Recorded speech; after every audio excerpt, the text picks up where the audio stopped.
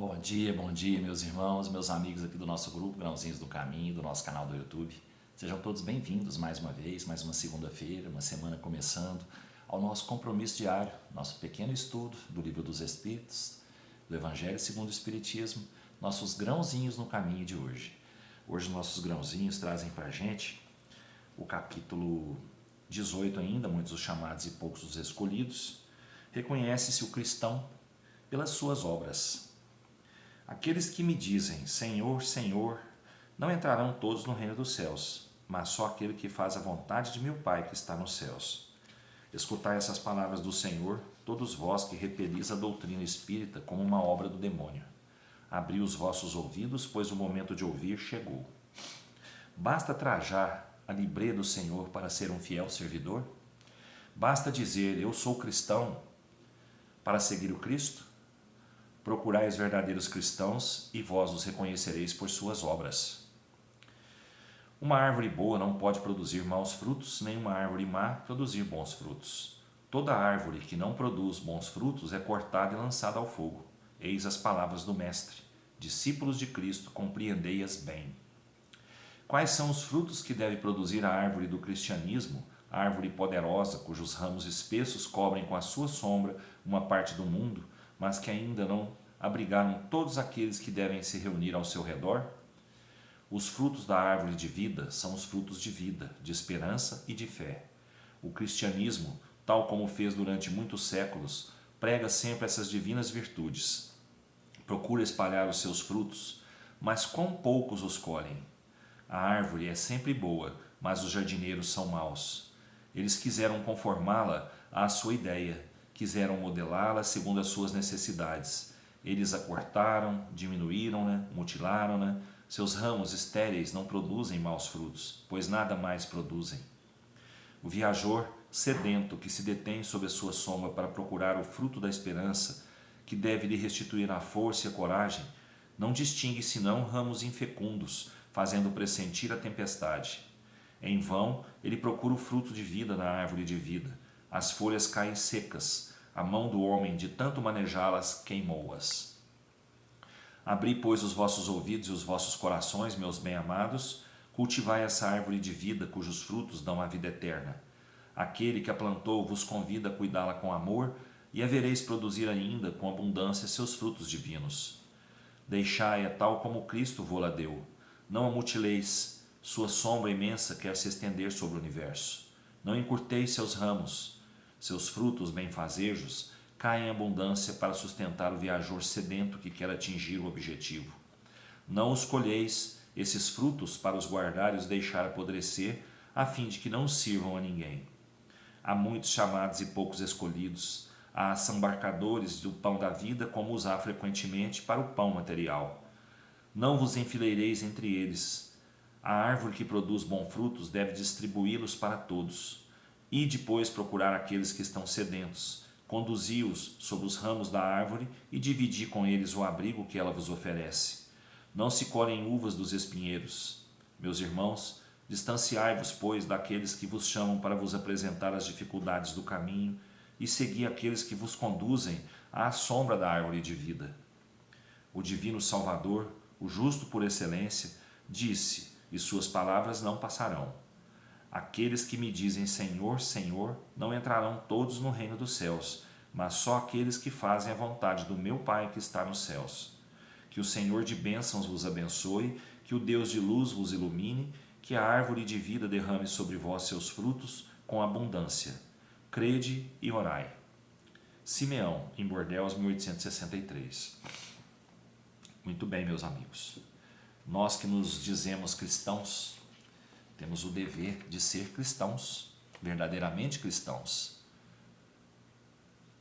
Nem todos que dizem Senhor, Senhor entrarão no reino dos céus, mas aqueles que fazem a vontade do meu Pai que está nos céus. O que é essa vontade do Pai que está no céu? É que todos nós que recebemos as palavras do Cristo, os exemplos do Cristo, possamos seguir esses exemplos e essas palavras. Muita gente já usou o nome do Cristo em benefício próprio, né? Para atingir os seus objetivos e não os objetivos do Pai. Mas tudo isso tem um propósito, tudo isso serviu de aprendizado para nós todos, né? A gente vendo lá atrás os erros cometidos, né, no início do cristianismo, né, logo após a passagem de Jesus, o homem já começou a usar, né, as palavras de Jesus em seu benefício, buscando ganho pessoal, né? Então, hoje ainda existem vários usando o nome do Cristo em benefício próprio, querendo atingir a sua melhora física, não é? Não pensam que um dia serão cobrados por isso, não é? Então vamos saber bem colher os frutos da árvore da vida. Vamos procurar sempre a árvore da vida. E o que é a árvore da vida? A árvore da vida é aquilo que aumenta para nós a nossa fé, a nossa força, a nossa confiança no Pai. É que nos faz cristãos verdadeiramente, fazendo a caridade verdadeira, levando o amor do Pai aonde a gente for.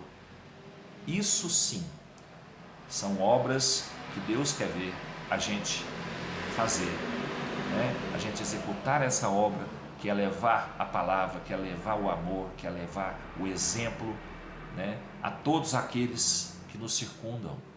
Se todos nós fizermos isso, a terra toda será coberta,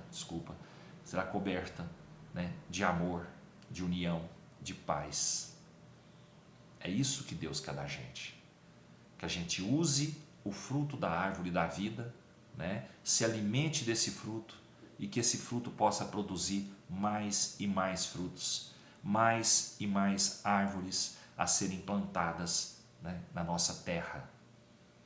Então vamos lá, vamos executar a obra que o Pai quer que a gente execute, né, para que a gente tenha o direito de chegar um pouquinho mais perto dele, um pouquinho mais perto daquilo que ele quer para nós todos, que é a nossa perfeição moral, né? Não adianta eu estar aqui falando para vocês e fazendo uma coisa diferente do que eu falo.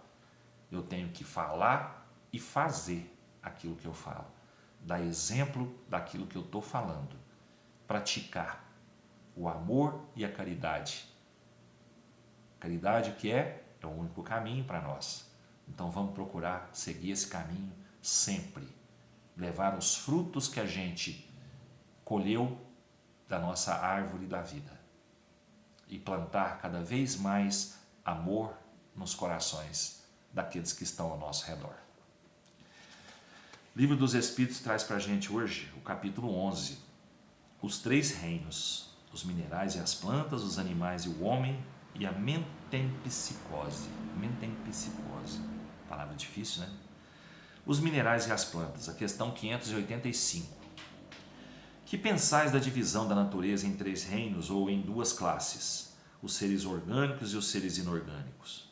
Alguns fazem da espécie humana uma quarta classe. Qual dessas divisões é preferível? São todas boas dependendo do ponto de vista. Materialmente, não há senão seres orgânicos e seres inorgânicos. Sob o ponto de vista moral, há evidentemente 4 graus. Esses 4 graus têm, com efeito, caracteres nítidos, ainda que seus limites pareçam se confundir. A matéria inerte, que constitui o reino mineral, não tem senão uma força mecânica. As plantas, compostas de matéria inerte, são dotadas de vitalidade. Os animais, compostos de matéria inerte e dotados de vitalidade, têm a mais uma espécie de inteligência instintiva, limitada, com a consciência de sua existência e de sua individualidade. O homem, tendo tudo o que há nas plantas e nos animais, domina todas as outras classes por uma inteligência especial, indefinida, que lhe dá a consciência do futuro, a percepção das coisas extramateriais e o conhecimento de Deus.